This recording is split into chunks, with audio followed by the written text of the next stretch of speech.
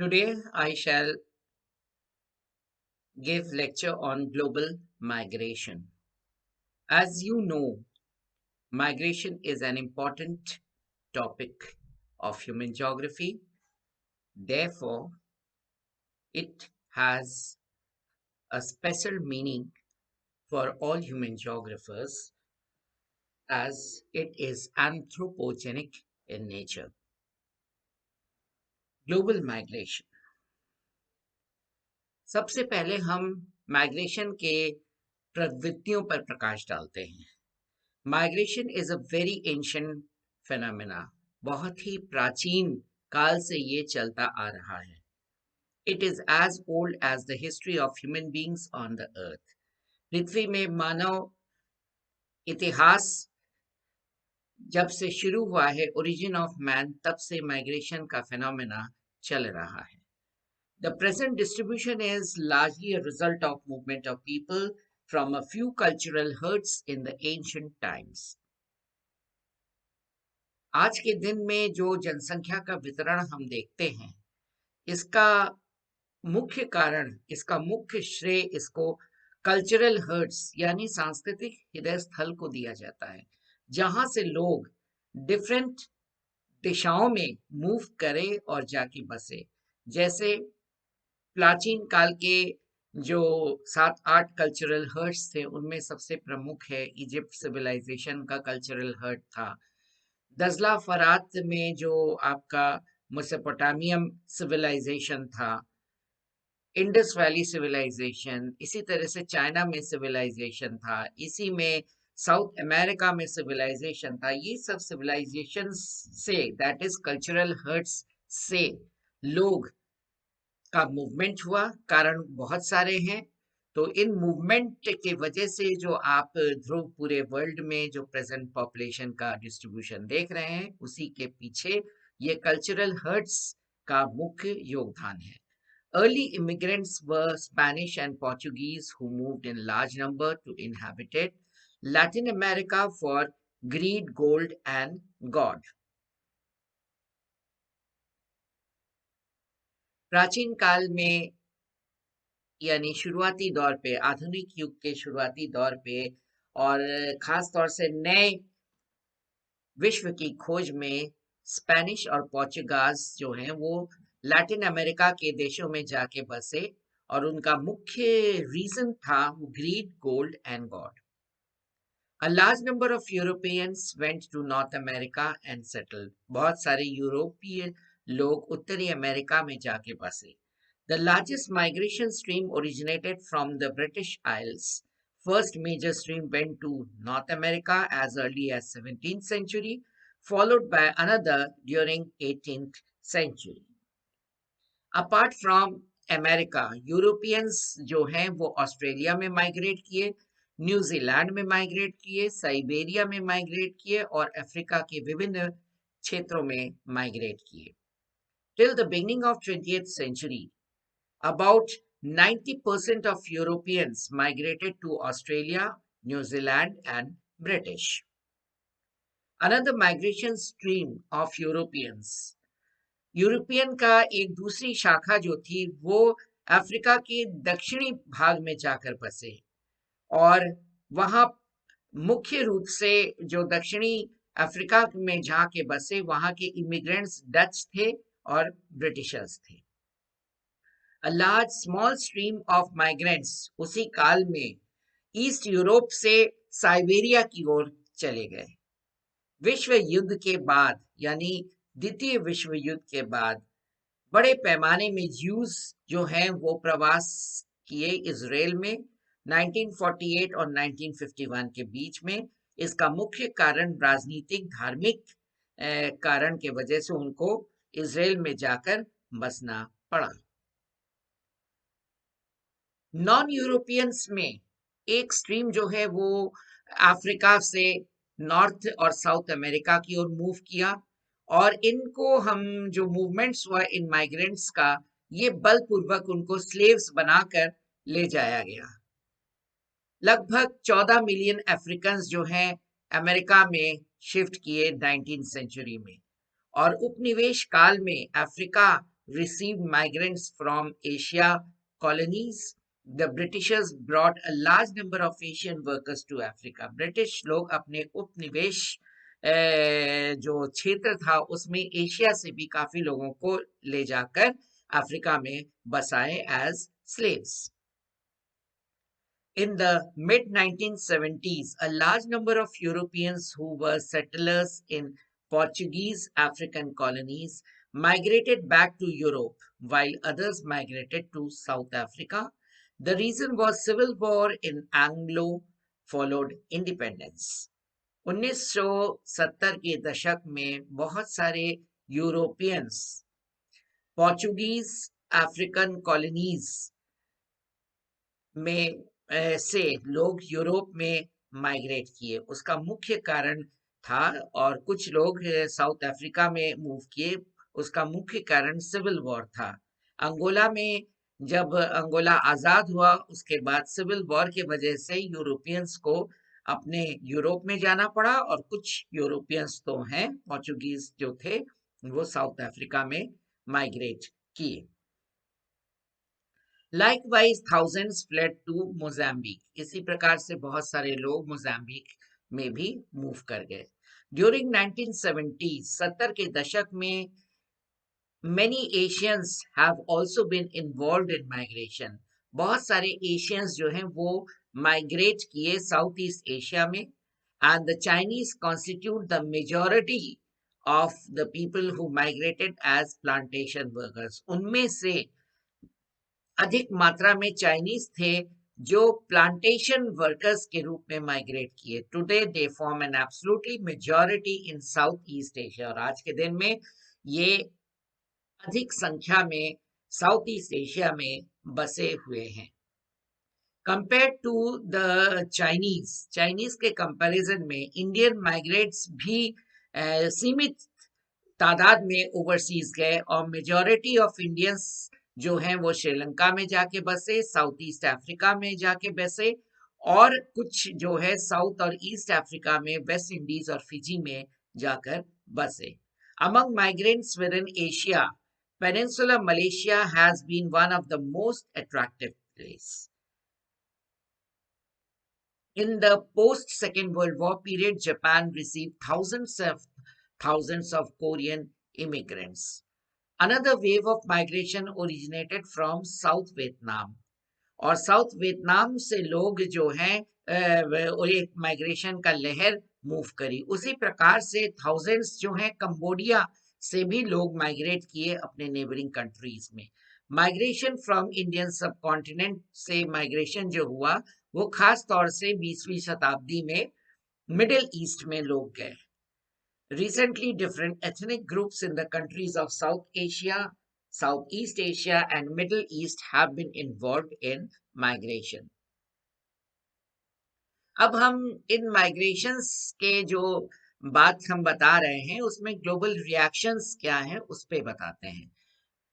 Wherever the European colonists went, जहां भी यूरोपीय लोग अपने साम्राज्य को फैलाए, दे क्रिएटेड इमिग्रेशन बैरियर्स, उन्होंने एक बैरियर्स का चेक पॉइंट लगाया।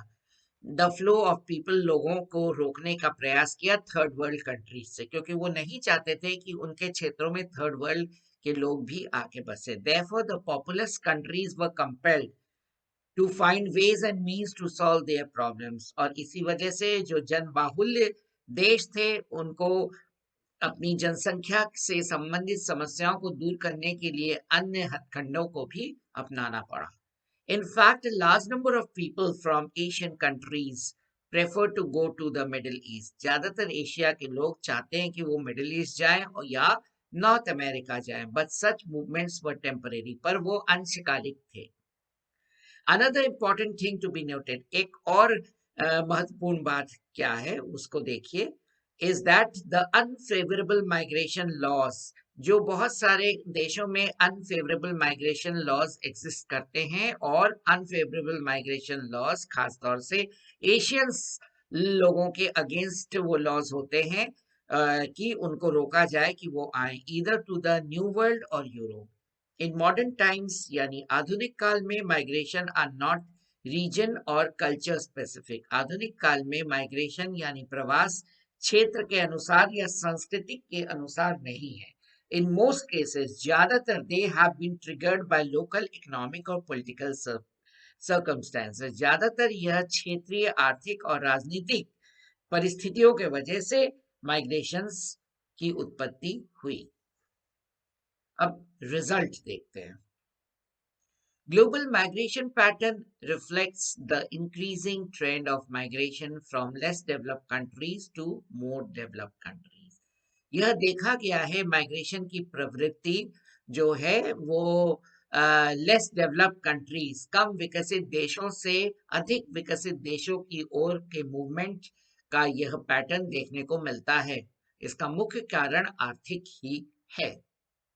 The observed trend is that the migrants from countries with relatively low income levels and high population growth rates move to relatively rich nations that offer more employment opportunities. जैसा कि मैंने आपको बताया कि अधिक विकसित देशों में लोग जाना इसलिए पसंद करते हैं क्योंकि वहां उनको अधिक एम्प्लॉयमेंट अपॉर्चुनिटीज मिलेगी और उनको रिलेटिवली उनको उनका स्टैंडर्ड ऑफ लिविंग भी उनका बढ़ेगा और अपॉर्चुनिटीज बढ़ेंगी, पैसा मिलेगा, इत्यादि इत्यादि। मुख्य रूप से अगर एक शब्द में देखें तो ये ऑब्जर्व ट्रेंड ये है कि लेस डेवलप कंट्री से लोग डेवलप्ड नेशंस में जाते हैं अपने स्तर को बढ़ाने के लिए and get good employment, good money and so on. Migration in Middle East energy-rich countries occurs mainly from Asian countries and other two populous destinations from Australia and Canada. Migration ज्यादातर मिडिल ईस्ट में भी देखा गया है। Asia के लोग जो है वो मिडिल ईस्ट कंट्रीज में जाते हैं जो तेल बाहुल्य क्षेत्र हैं, और दूसरे जो अड्डे हैं जहां पर लोग जाते हैं एशिया से वो है ऑस्ट्रेलिया, और तीसरा आता है Canada. The USA has witnessed three main eras of migration. USA में तीन माइग्रेशन के काल देखे गए। फर्स्ट एरा, पहला काल जो था was the initial settlement of colonies by Europeans, African slaves. दूसरा काल of European immigration lasted from mid 19th century to the early 20th century. और थर्ड जो था वो began in 1970s. More than 3/4 of the migrants are associated with the economic advancement. और इसी वजह से वो 3/4 लोग जो हैं, मोर देन 3/4 लोग हैं, वो माइग्रेट करने का प्रयास किए, माइग्रेट किए, क्योंकि उनको उन देशों में, जिस देशों में वो जाके बसना चाहते थे, वहां उनको इकोनॉमिक एडवांटेज मिल रहा था, और अपने देश में population explosion, limited prospects, unemployment, इनसे बचने के लिए वे माइग्रेट दूसरे देशों में, यूएसए में खास तौर से किए, जहां इकोनॉमिक एडवांसमेंट था, इकोनॉमिक अपॉर्चुनिटीज थी, और वो अपने को फ्लोरिश कर सकते थे। लॉकडाउन्स, अब हम पैंडेमिक में माइग्रेशन की अवस्था कैसे थी उस पर थोड़ा सा प्रकाश डालते हैं, क्योंकि 21वीं सदी की ये सबसे बड़ी घटना और दुखद घटना है। इसमें भी माइग्रेशंस अंतर्राष्ट्रीय और राष्ट्रीय स्तर पर, प्रादेशिक स्तर पर, पूरे विश्व में आपको देखने को मिला। Lockdowns, travel bans and social distancing have brought global economic activities to a near standstill. It prompted a chaotic and painful process of mass return in India and many countries in Latin America. The magnitude of internal migration was about 2.5 times of the international migration. United Nations के under secretary of general of economic and social affairs के अनुसार 2/3 of all internal migration, 2/3 of all international migration ज्यादातर 20 देशों में रहे। USA में इन 2020 लगभग 51 million migrants हैं थे, जर्मनी में 16 मिलियन, रशियन फेडरेशन में 12 मिलियन, यूके में 9 मिलियन, और about 18 million people from India जो बाहर के देशों में रहते हैं. According to the major regions of the world, the largest number of international immigrants 2020 में यूरोप में आप देखिए तो maximum number of international migrants वो यूरोप में रहते हैं और उनकी संख्या 87 मिलियन है. नेक्स्ट आपका आता है नॉर्थ अमेरिका, उसमें लगभग 59 मिलियन लोग रहते हैं और नॉर्थ अफ्रीका और वेस्ट एशिया मिला के लगभग 50 मिलियन लोग वहां माइग्रेट किए हैं या वहां रहते हैं. In 2020, refugees accounted about 12% of the international migration. In 2020, 73% of all international migrants were between the age of 20 and 64 years. यानी वर्किंग ग्रुप जो है उनमें माइग्रेशन आप ज्यादा देखने को आपको मिला और लगभग 2020 में 73% इंटरनेशनल माइग्रेंट्स का जो एज ग्रुप था वो 20 से 64 इयर्स के बीच में था. एक शब्द आता है, कास्टल मिलर ने एज ऑफ माइग्रेशन के बारे में बताया. तो ये उन्होंने सबसे पहले यूज किया और उन्होंने ही यूज किया और उसके 4 टेंडेंसीज यानी प्रवृत्ति के बारे में बताया. पहला, migration is becoming more global in the sense that more and more countries are being affected at the same time and at the diversity areas of origin is also increasing. Migration जो है global level पे दिन प्रतिदिन बढ़ता जा रहा और लगभग सारे कंट्रीज को ये एक साथ इफेक्ट कर रहा है. साथ ही इसकी जो एरियाज ऑफ ओरिजिन है वो उसमें भी डाइवर्सिटी है और एरियाज ऑफ ओरिजिन भी समय के साथ साथ बढ़ता भी जा रहा है. At present time, migration is accelerating with the number of movements growing in volume in all major regions at the present time. Next age of migration के अंतर्गत आता है कि migration is becoming more differentiated. काफी variations आपको देखने को मिलती है with no one type of movement dominating countries flow but instead एक प्रकार का मूवमेंट नहीं है, उसमें कॉम्बिनेशंस आपको देखने मिलते हैं. Combinations of permanent settlers, combination में रिफ्यूजीज आते हैं, कॉम्बिनेशन में स्किल्ड लेबर आते हैं, कॉम्बिनेशन में इकोनॉमिक माइग्रेंट्स आते हैं, स्टूडेंट्स आते हैं, रिटायरीज आते हैं जो रिटायर कर चुके हैं और arrange brides and so on सब आते हैं. कॉम्बिनेशन में आप माइग्रेशन का फ्लो देखते हैं, सिंगल तरीके से आप आज के दिन में देखने को नहीं मिलता है. Migration is becoming feminized with women. Women के साथ माइग्रेशन शब्द के साथ फेमिनिज्म भी आ गया. पहले माइग्रेशन मेल डोमिनेट था, आज के दिन में ये ऐसा नहीं है. With women not only moving to join earlier male migrants but now playing a much fuller part in their own right, notably being labor migrants themselves as well as often being dominant in refugee flows. These trends greatly alter the policy implications of international migration. इस वजह से international migration की जो policies हैं वो समय के साथ बदलती जा रही हैं और इससे हमको नई चुनौतियां मिली हैं. This has given rise to new challenges. Increasing globalization and the growing diversity of migrants both make it harder for the governments to implement effective policies of migration.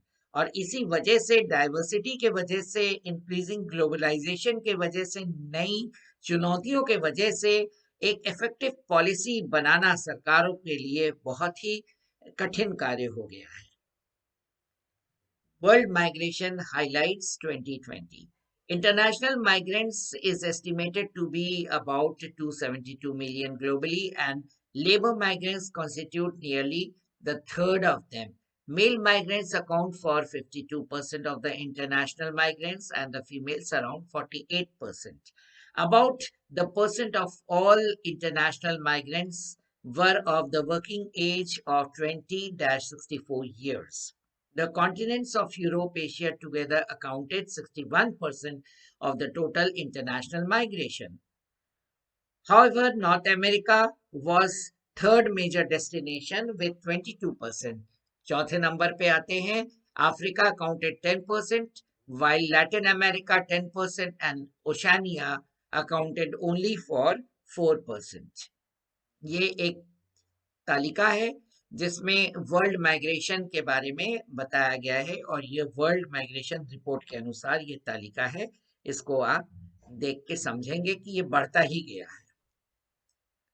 The number of international migrants have been increasing.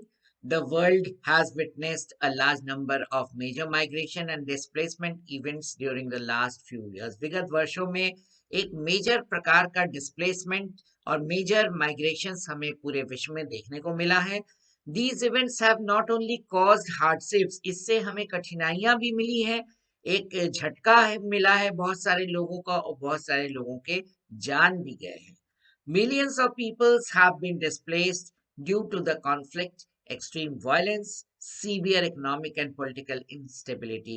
मुख्य कारण displacement का लड़ाइयाँ थी, extreme violence, फिर severe economic conditions, जितने भी आर्थिक conditions अच्छी नहीं होने के वजह से और पॉलिटिकल इंस्टेबिलिटी के वजह से and impact of environment and climate change जो था. मुख्य रूप से इन सब जो है ये पुश फैक्टर का काम किया और इस वजह से लोग एक स्थान से दूसरे स्थान पर मूव किए और यही मेजर कॉजेस थे of international displacement. Next highlight था कि climate and weather related hazards के वजह से बहुत सारे लोग इन डिफरेंट पार्ट्स मूव किए. जैसे 2018 और 2019 में मोजाम्बिक का एक उदाहरण है. इसी तरह से रिफ्यूजीज माइग्रेशन को भी एक इम्पॉर्टेंट इंटरनेशनल माइग्रेशन के रूप में देखा गया है. बाय द एंड ऑफ 2018 लगभग 10 कंट्रीज में जो रिफ्यूजीज थे, the Syrian Arab Republic, Afghanistan, South Sudan, Myanmar, Somalia Sudan, Democratic Republic of Congo और the Central African Republic, Eritrea और Burundi accounted 82% of the total refugee population. इन सारे 20 countries में 83% refugees आपको देखने को मिलता है. Instability and violence have made Afghanistan a major source of refugees for over 30 years. लगभग 30 साल से अफगानिस्तान में इंस्टेबिलिटी और वायलेंस के वजह से रिफ्यूजीज की संख्या काफी तादाद में बढ़ती जा रही है और है भी. Have continued to be the second largest origin country. यहाँ से लगभग 2.7 मिलियन रिफ्यूजीज अपने सुरक्षा के लिए आसपास के देशों में जाकर बसे. उसी प्रकार का उदाहरण जो है टर्की से है. टर्की जो है लार्जेस्ट होस्ट कंट्री है जहां से लगभग 3.7 मिलियन रिफ्यूजीज मूव करके सुरक्षित दूसरे देशों में रह रहे हैं. ये एक top 20 destinations and origin of international migrants का है, 2019 का है. इसको आप ध्यानपूर्वक देखेंगे तो बार डायग्राम के अनुसार इसको दिखाया गया है और इसको आप अच्छी तरीके से समझ जाएंगे. चित्र से ही आपको समझ में आएगा कि कहाँ रेजिडेंट माइग्रेंट्स अधिक हैं, कहाँ माइग्रेंट्स अब्रॉड, कहाँ पे कितने लोग गए हैं. यहाँ रेजिडेंट माइग्रेंट्स मतलब दूसरे देशों से कितने आके बसे और माइग्रेंट अब्रॉड मतलब इन देशों के लोग दूसरे देशों में कहाँ कहाँ कितनी संख्या में कितनी प्रतिशत में बसे, वो इस चित्र के माध्यम से दिखाने का मैंने प्रयास किया. International migration with reference to India. अब हम भारत के संदर्भ में अंतर्राष्ट्रीय प्रवास की बात या चर्चा करना उचित मानते हैं क्योंकि India is also one of the populous countries और यहाँ का माइग्रेशन की एक अनोखी बातें भी हैं, बहुत सारी इंपॉर्टेंट कंसिडरेशंस हैं जिस वजह से international migration with reference to India हमको डिस्कस करना चाहिए और समझना भी चाहिए. इंडियंस जो हैं काफी तादाद पे माइग्रेट किए हैं अपने पड़ोसी राज्यों में, जैसे म्यांमार में, मलेशिया में, इंडोनेशिया में और श्रीलंका में. शुरुआती दौर पे धर्म के आड़ पे लोग गए, जैसे बुद्धिस्ट प्रीचर्स जो है अपने नेबरिंग कंट्रीज में गए धर्म के प्रचार और प्रसार के लिए. और आगे फिर however the character of international out migration changed during colonial period. उपनिवेश बाद में जो अंतरराष्ट्रीय प्रवास का जो आउट माइग्रेशन है उसका कैरेक्टर बदल गया and a large number of migrants went as identified laborers. खास तौर से ये सब लोग लेबर्स के रूप में गए. Even convicts were also moved from Kolkata to Mauritius. जितने भी कैदी थे या जिनके अगेंस्ट केस चल रहा था इनको भी कोलकाता से लेके मॉरिशस में ले जाया गया इस उपनिवेशवाद काल में. Today, people from Indian origin constitute about 58% of the total population of Mauritius. और इसी प्रकार में अधिक तादाद में फिजी आइलैंड में लगभग भारतीयों की संख्या 52% है. इंडियन वर्कर्स जो हैं वो रबर प्लांटेशन के लिए मलेशिया गए, श्रीलंका गए और शुगर केन प्लांटेशन के लिए वेस्ट इंडीज में भी उनको ले जाया गया. Migration from India to West Indies began 1840 and the major destination were British Guiana, Jamaica और मार्टिन क्यू. इन क्षेत्रों में भारतीय प्रवास आपको देखने को मिलता है उपनिवेशवाद काल में. In the 18th century and 19th century काफी तादाद में भारतीय जो हैं अफ्रीका में माइग्रेट किए और वहाँ उनके लार्ज कॉलोनीज उन्होंने एस्टैब्लिश किया केनिया में, मोजाम्बिक में, साउथ अफ्रीका, टंजानिया में, युगांडा और जिम्बाब्वे में. 1947 पार्टीशन से भी हमने बड़े पैमाने में माइग्रेशन को विटनेस किया. उधर पाकिस्तान में लोग गए और पाकिस्तान से लोग आए और इधर बांग्लादेश से लोग आए और बांग्लादेश से लोग गए. And that was purely religious in nature and political in nature. Another wave of migration Bharat का जो हम देखते हैं in the second half of 20th century, 20वीं सदी के सेकेंड पार्ट में लोग माइग्रेट किए हैं यूएसए में, कनाडा में, मिडिल ईस्ट, ऑस्ट्रेलिया और न्यूजीलैंड में और इनका पर्पस इकोनॉमिक था. In fact, highly educated and skilled professionals have migrated from India to some of the most advanced countries, leading to a serious problem of brain drain from India. अच्छे पढ़े लिखे skill professionals जो हैं वो foreign lands में चले गए और ये एक सीरियस ब्रेन ड्रेन का प्रॉब्लम हमारे देश को देखना पड़ रहा है. Apart from this, India has also received immigrants too from neighboring countries, especially Nepal and Bangladesh, in search of employment. India में आप रिफ्यूजीज भी आके बसे हैं जैसे चकमा और तिब्बतियन रिफ्यूजीज.